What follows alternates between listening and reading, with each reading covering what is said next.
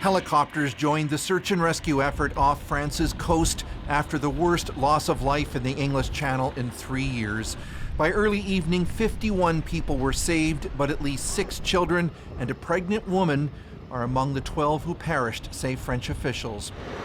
At a first aid site set up to treat the victims, who were mostly from Eritrea, French Interior Minister Gérald Darmanin praised the rescuers from fishing boats and the Coast Guard, who he says prevented the tragedy from being even worse.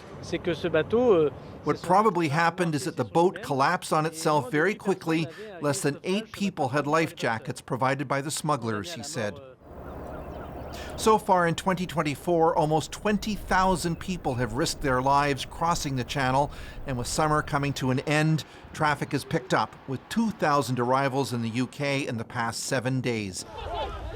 On shore, British and French police have turned up the pressure on the smugglers, who authorities say are reducing their risk by making fewer trips, but with dangerously overloaded boats. Advocates such as Dany Patou say migrants often feel they have little choice but to go along.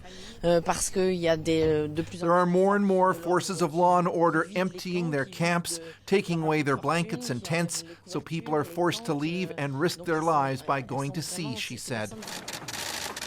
One of the first acts of Britain's new Labour government was to cancel a Tory policy of sending asylum seekers to Rwanda.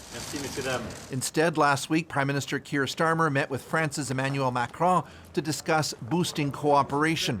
It's tragic. British refugee advocates believe what's needed are more safe ways to get to the UK, including special visas. There's a special program that exists for Ukrainians fleeing a war with Russia. That war with Russia has very similar impacts on communities as Afghanistan, as Syria, as conflicts that have gone on in Iraq and Iran.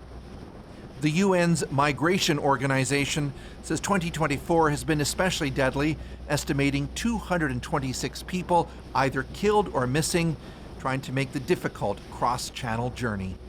Chris Brown, CBC News, London.